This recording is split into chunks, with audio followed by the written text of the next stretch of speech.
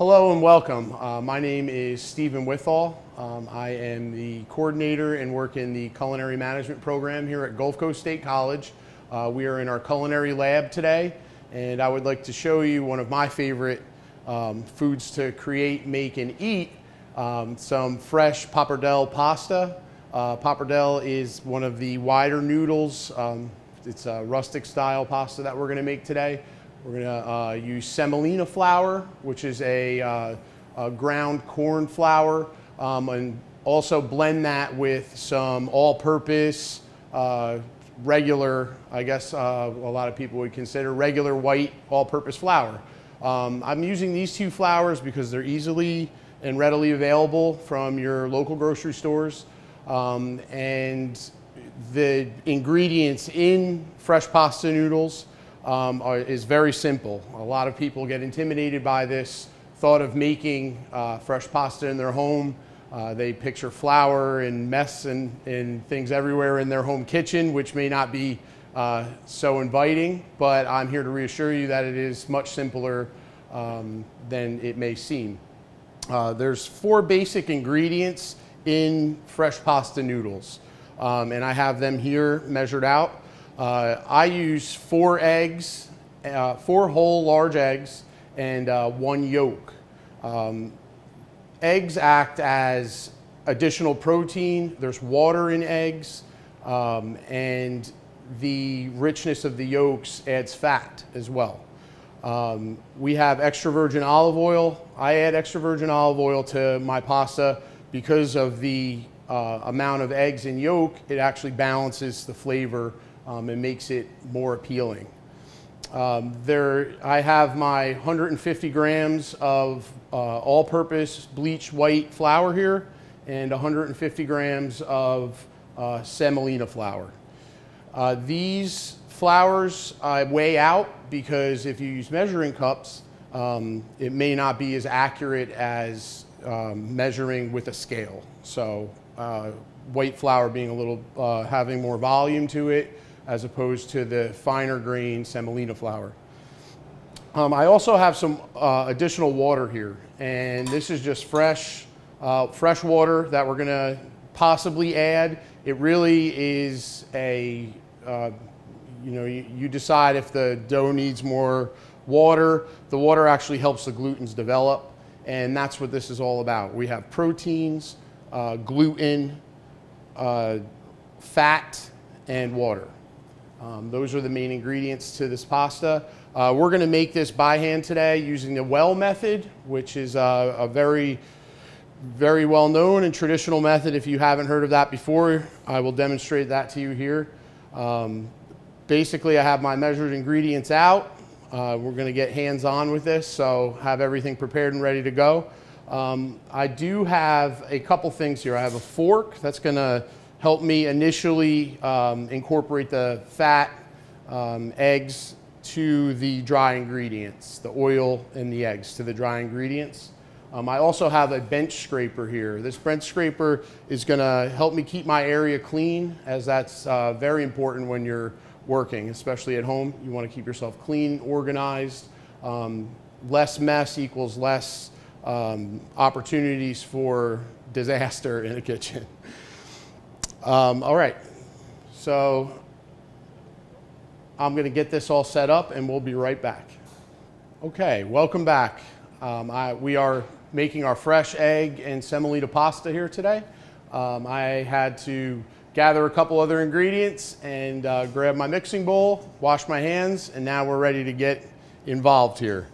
The reason that I use the semolina flour and use white all-purpose flour, aside from easily and affordable availability, the semolina flour has a low elasticity to it. And when you think pasta, we're going to be rolling this out, making our long pappardelle noodles. So using a blend, 50-50 blend actually, of semolina flour and all-purpose flour having a higher elasticity, will allow us to have a nice stretchy pasta, silky, and it develops the glutens. So in this bowl, I've just mixed our dry ingredients. which are the all-purpose flour and the semolina flour, we're leading up to begin our well method of mixing. So I do this all by hand. Some chefs use a sifter, and they'll sift the two flours together. But since we're making more of a rustic pasta, we have the semolina flour that's actually a bit coarser. So I prefer to just get hands-on. We're going to be working with this dough with our hands for feel and sight. We're going to use all our senses here today to make this dish. So I have my dry ingredients, and these are mixed together. The semolina flour and all-purpose flour, 150 grams of each. This pasta recipe have been using for a while, and it makes approximately a half pound of finished pasta, usable pasta. So here we go. We get our dry ingredients on this board.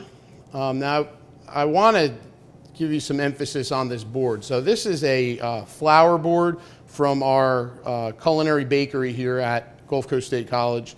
And this board is smooth, but it does have some texture to it. It's clean, has some texture, so later on when we're rolling this out, it actually gives a little bit of texture to the noodles along with the coarse semolina, and that'll help with our sauce. It absorbs the sauce. It gives the sauce that we're going to make a little some texture to grab onto, so it doesn't just slide off of the noodles. So here we go. This is our well. This is our two flours mixed. I have my 3 whole eggs here and 1 additional yolk. If I were going to take this pasta dough and make maybe a ravioli or tortellini, you save that egg white. That's pure protein. Save the egg white, and you can use that to seal your pasta. So, all right, we're going to start slow here. I actually use this fork to start incorporating the wet ingredients and the dry together. And to crack the yolks. And it could get away from you a little bit here, but it's all gonna be mixed together and well. So we get our wet ingredients together here and start slowly bringing the dry into the wet. I like to get the yolks broke up and get that initial amount of liquid, the water in the eggs and the yolks themselves going, and then I will put my oil in at this point. Once we get things started, I add my 1 tablespoon of extra virgin olive oil, and I'm going to continue to bring these mixed dry ingredients together here.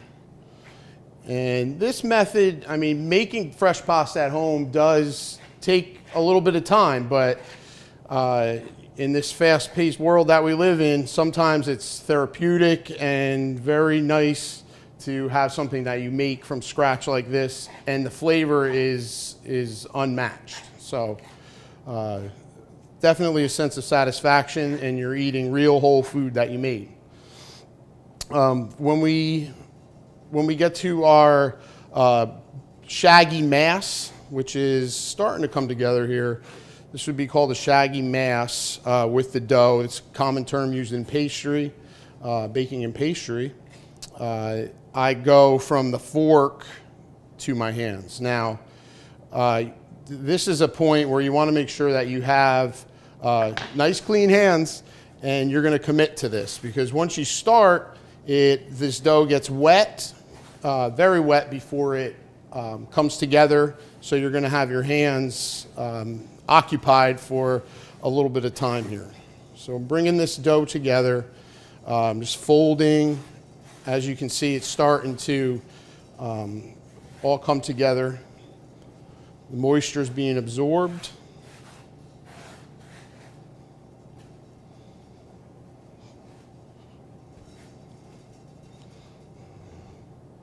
And we have our dough coming together. So I'm going to bring this dough fully together, and I'm going to need this for approximately 5 minutes, which is quite a long time, but it is necessary in order to develop the glutens fully. What we're doing is we're mixing fat with the glutens in the flour and the olive oil. We're getting all these things together. We're making our dough, and we're going to work those glutens up so your dough actually starts to stretch and become elastic. I'm going to need this for about 5 to 8 minutes, and we'll be right back. Okay, we are back for our fresh egg pasta. I have been kneading this for approximately 5 minutes. The dough is, as you can see from previously, this has come together really nicely. By kneading this, I'm encouraging the gluten in the dough, incorporating our dry ingredients, and it should be the texture of a Play-Doh, if we can all remember that. While I was kneading this, I did add a little bit of water, probably 2 teaspoons of water. That's just fresh water. And the dough was a little bit dry. I think it's the atmosphere, the area that you're going to be making this dough in does play into the finished texture of the dough. If you're in a humid environment or you're home and you have the windows open in your house on one of our hot Florida evenings, you may not need the additional water, but we needed that here today in our kitchen. And this dough it's coming off of my hands. I have not much more on my hands here, and I have this nice little round pasta dough. So this is our semolina flour, our eggs, extra virgin olive oil, and a little bit of water. One thing that you may have noticed that I have not added to this is salt. This is salt. Additions of salt will actually tighten the proteins up in kneading. It also takes away a little bit of the moisture from your dough. Pasta water is where I incorporate the salt into my dough or into my noodles when they're finished. We'll salt the water. Actually, it should be about 10 grams of kosher salt to 100 grams of water, which we'll get to those measurements here in a little bit. But your salt, some people do add to their dough. If you were going to add salt to this dough, it would be 1 teaspoon of kosher salt to 100 grams of to our recipe here today, which is 150 grams of all-purpose white flour and 150 grams of semolina flour with our eggs and olive oil and a little bit of water. So our dough, at this point, I usually, when I know when it's ready, when I push it down and it starts to come back together, that means that the elasticity of the dough is developed and it's in a not in a workable phase right now, but it's ready to rest. Resting your pasta dough is a crucial step. We've worked all of these glutens up and we've been kneading this dough for over 5 minutes. So all of the glutens in the flours have developed and give it this elasticity that you see. When you press down, it shrinks back up. Now we need to let this rest for anywhere from 30 to 45 minutes. I leave it. And I'm going to put this in a bowl covered in plastic wrap and let it set for 30 minutes and we'll check it here. We'll be right back and we'll get rolling. Okay, so our semolina egg pasta dough is resting. In the meantime, we're going to make a light, I would say a summery garden sauce here. The misconception that you need heavy sauces with your pasta, I tend to go towards the lighter, bright sauces when I'm making homemade pasta. I think that it accentuates the flavors of the different flours that you could use.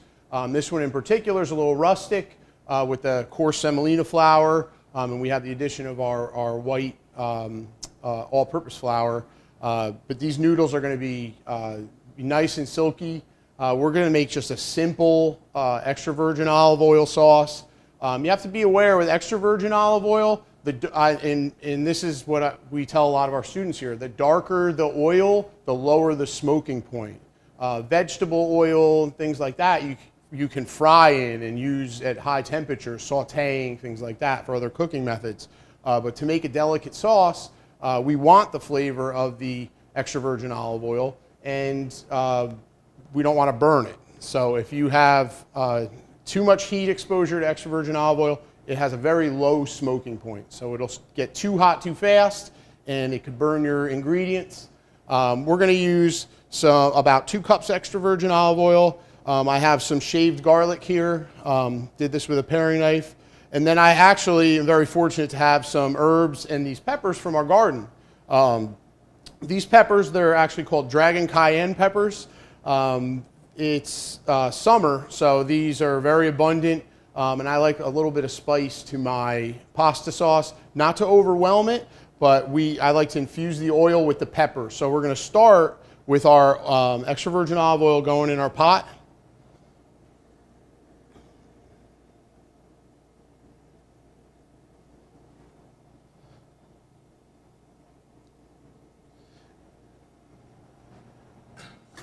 Okay. Now for the actual peppers itself, I'm going to use a different cutting board. Reason for that is I have this nice wooden cutting board that I'm going to cut my herbs on here, and I don't want to contaminate this with the capsaicin oils in these peppers. Again, they're called dragon cayenne peppers for a reason. So I have another secondary cutting board here. I'm going to transfer this on so you can see. Now I can actually, extra virgin olive oil is very aromatic. So even having this being a little bit warm, I can smell it. It smells beautiful. We're going to get our dragon cayenne peppers here.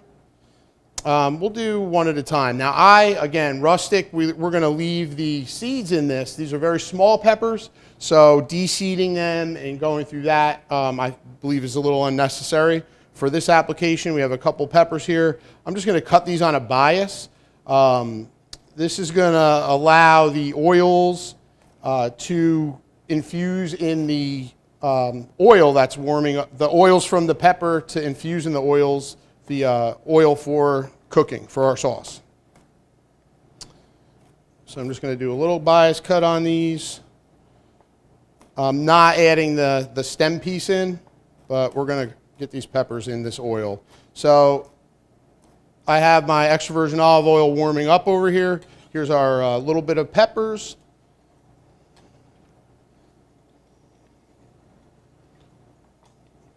Okay. I'm going to carefully wipe off my knife with a damp kitchen towel and remove this cutting board that has all the pepper oils on it.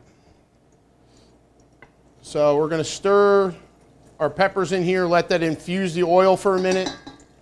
This sauce, very simple. We have the sliced garlic. We're going to add that now. And quite a bit of sliced garlic. So we add our sliced garlic. And again, we don't want this to be too hot because burnt garlic turns bitter.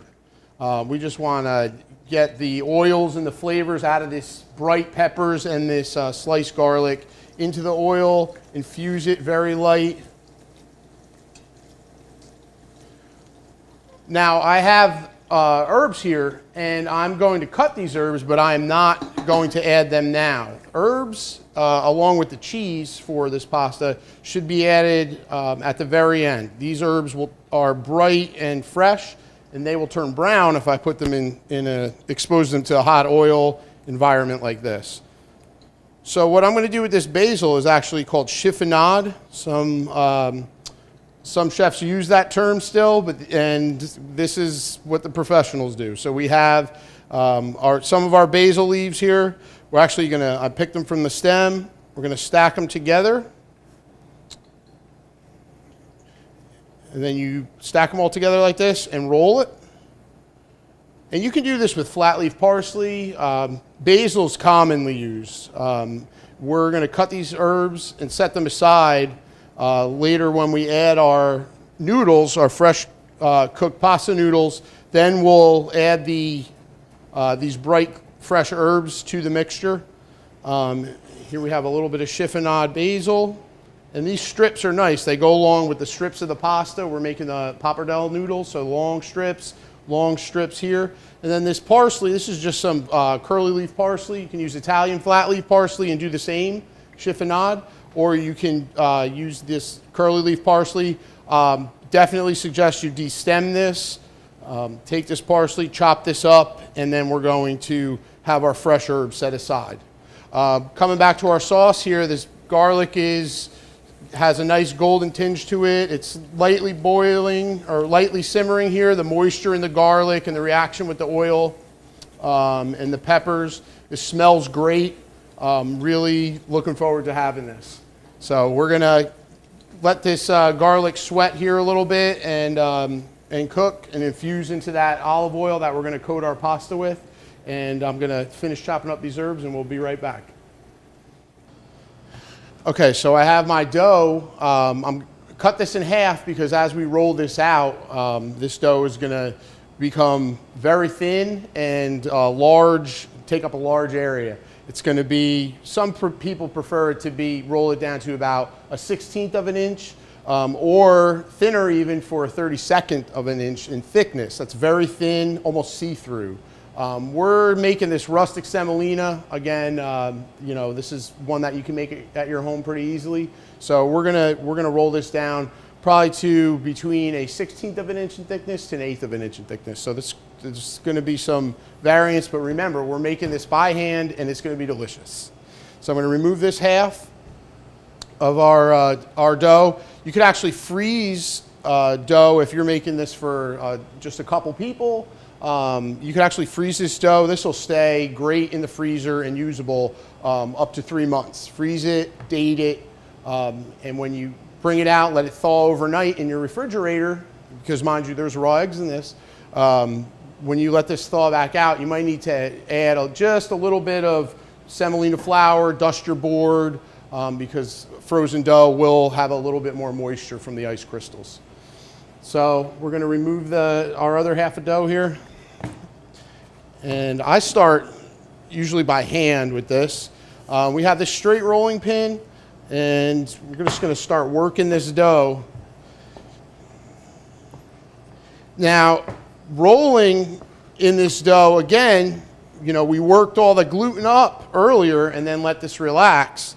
But rolling this dough out on this nice textured board actually gives it a little bit of grip. So the dough, to get it started at least, you have some help from your board.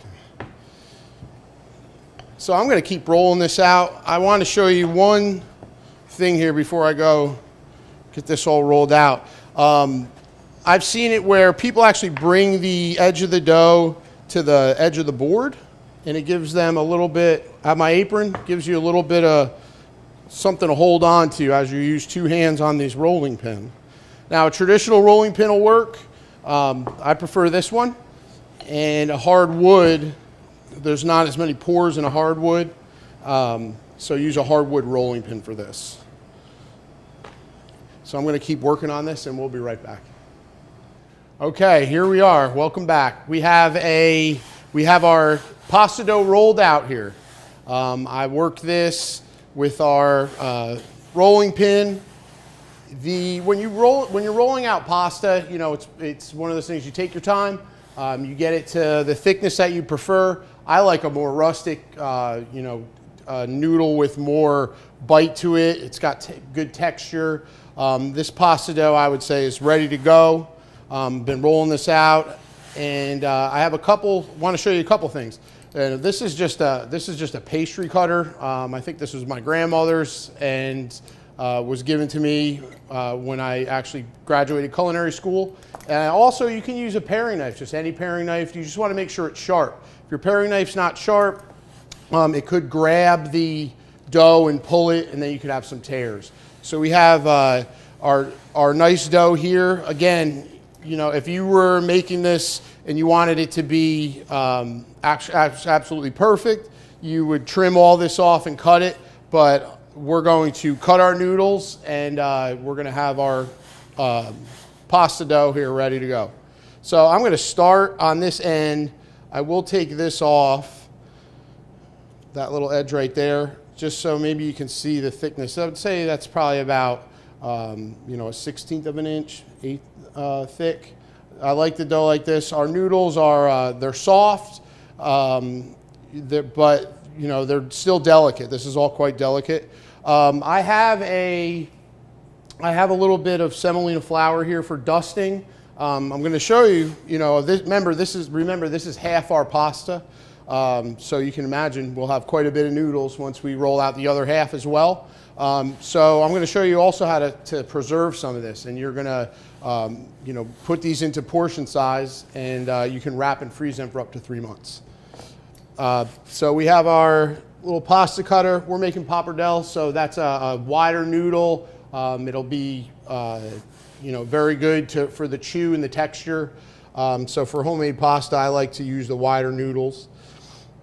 So there's no right or wrong way for the pasta. Cutting the pasta, I would say you definitely, you know, they're not all going to be perfect, but remember, your homemade pasta, it's about flavor, and we know we have that.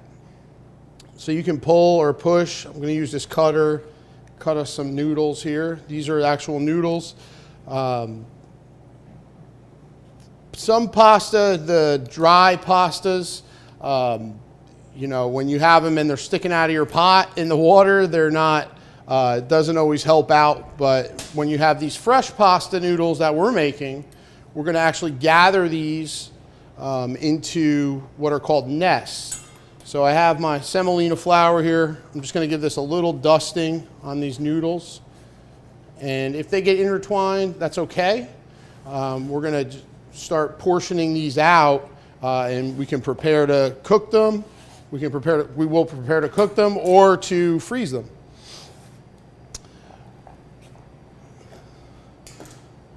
So here's our nice, beautiful pasta noodles. I'm going to finish cutting these up and continue to make our nests. Get these some ready for the freezer and some ready to cook and have today. We'll be right back. We are at the stage where we're finally, all of our hard work is going to pay off. We're going to cook our pasta noodles in our salted boiling water that we have over here.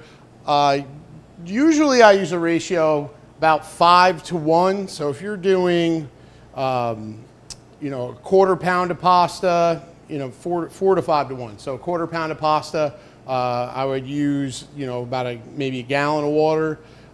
These portions that we have here of our pappardelle noodles, we have about 2 gallons of water boiling here, and we're going to put this in for about 3 minutes. Fresh pasta is 3 to 5 minutes, dried pasta 7 to 8, and then there's some new style pastas out there, the gluten-free pastas and the whole wheat pastas, things like that. They take a little bit longer, but we're going to cook our fresh pasta in this salted boiling water for approximately 3 to 5 minutes. You want your water to come back up to a boil as quickly as possible. So we're going to drop our noodles in. You want to give it a good stir and make sure they're not going to stick, because the noodles will stick together if you drop them in and don't pay any attention to them.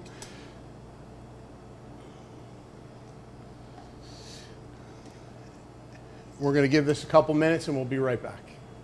So our fresh pasta has been cooking for about 3 minutes. The noodles, you know, they absorb a lot of that salted water. So again, when we did not include salt in our original dough, our dough turned out beautifully, as you saw. And now our noodles, our pasta noodles here at Pappardelle has absorbed some of that, the water that it's been cooked in, the highly salted water.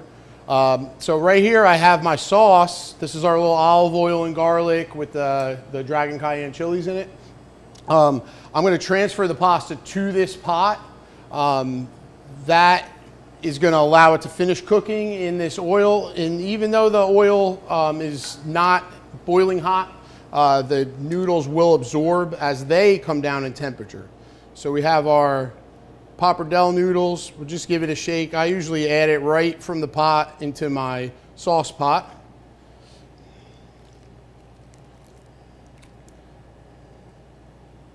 Some nice fresh pasta noodles. As you see, they, you know, at least doubled in size here. But this is a good sign. Our noodles are holding together pretty well. They're tender, and I would say they're al dente, which is what you're looking for. It's got the bite. I've used pasta water. Actually, this pasta water has the starch in it, and it's flavored. It's also salted. Use the pasta water to add to some of my sauces. Maybe not so much the olive oil-based sauce, but you can use this water. It's, you know, we come from a kitchen where we don't waste much. So I have my noodles in my olive oil and chilies. So the next step is going to be seasoning this. We want to make sure that we do have some flavor, which is salt and pepper. We want to add a little bit of salt and pepper to this.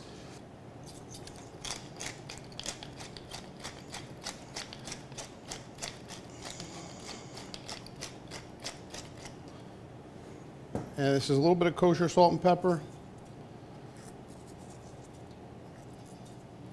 A couple pinches. Okay, so I have transferred the pasta into our sauce. The infused oil, extra virgin olive oil, was warmed slightly with the shaved garlic and some shaved fresh chilies from the garden. I have our herbs that we cut up. So we had some fresh parsley. Remember, you want to add it now and not to the sauce when it was at its hottest point, as it damages these fresh herbs. These herbs are delicate. Again, we're trying to make a nice light dish here. Once you add a little bit of salt and black pepper, kosher salt and black pepper, add your herbs, and then we're going to transfer from this from the spoon to some tongs. Now, tongs you have to be very careful with. You don't want to tear your noodles up, as they're very delicate now as well. But I'm going to fold this pasta onto itself. Make sure that all the noodles are being coated well with our olive oil-based sauce, shaved garlic, fresh herbs. Very simple. And we're going to go to plate here. So our noodles are coated well. And when we come back after a short break, we'll plate this up. Okay, we finally arrived. We're at the point where we have our pasta has absorbed some of this sauce. Our noodles are coated well. They're cooked great. We have quite an aroma going on here. It's delicious. My stomach's rumbling. So this is, again, this rustic semolina and egg pasta. We're going to just plate this as it should be. One technique I'd like to show you is the twist. We do this in the restaurants, and it gives the pasta a little bit of height, you know, just for presentation purposes. I usually go in 2 times, so I'll retrieve the pasta, add it to the bowl, and come back one more time. So we get 2 small piles with the twist. We're going to finish this pasta off. We added our fresh herbs right before we went to the bowl here. But we're going to finish this pasta off with some actual Asiago cheese. You can use any hard cheese. Parmigiano Reggiano is extremely popular. I like Asiago. Again, it's got a little bit, it's got some salt to it, so keep that in mind when you're seasoning your sauce and your pasta, your cooked pasta. So this is the last stage before you serve it. I would just put some shavings of Asiago cheese on here, hard Asiago cheese, and it adds that creaminess. One thing to keep in mind, you want to add your cheese as a garnish at the end. If you are going to add cheese to your pasta when it's cooking, you want to remove it from the heat, or it'll actually curdle the cheese and give it a grainy texture. One thing to keep in mind and avoid. This concludes our fresh pasta making here. We have our Pappardelle here at Gulf Coast State College. And thank you for watching.